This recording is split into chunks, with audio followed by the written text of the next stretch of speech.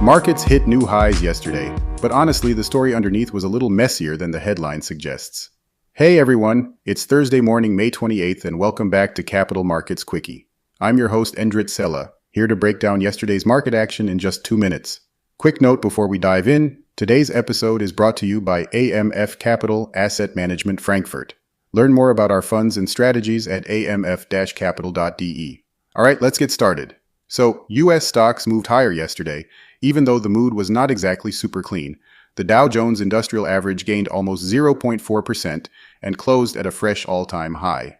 The Nasdaq Composite rose less than 0.1%, and the Standard & Poor's 500 also managed to squeeze out a small gain and post another record.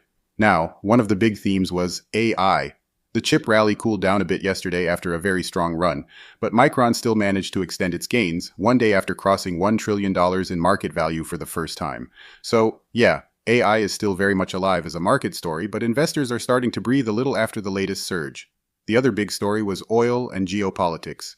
Stocks moved around during the session as markets reacted to speculation that the US and Iran could move closer to a lasting peace agreement. Iranian state media reported that a draft memorandum could reopen shipping through the Strait of Hormuz and lead to the U.S. removing its naval blockade. But, well, the U.S. denied that report, and the White House called it a complete fabrication. So the situation is still far from clear. Secretary of State Marco Rubio also warned that any possible deal would probably take a few days to formalize. In the meantime, the Strait of Hormuz remains mostly closed to commercial traffic. Still, oil prices fell yesterday. Brent crude dropped below $93 per barrel, while West Texas Intermediate traded under $90 per barrel. That gave markets at least some relief on the inflation side. And after the closing bell, Salesforce reported earnings. Revenue for the first quarter of fiscal 2027 came in at $11.1 billion, up 13% from last year. Net income rose from $1.5 billion to $2.1 billion, or $2.42 per diluted share. CEO Mark Benioff called it an outstanding quarter and pointed to agentic AI as a major growth opportunity.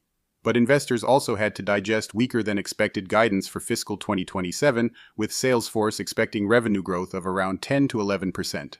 So, the big picture?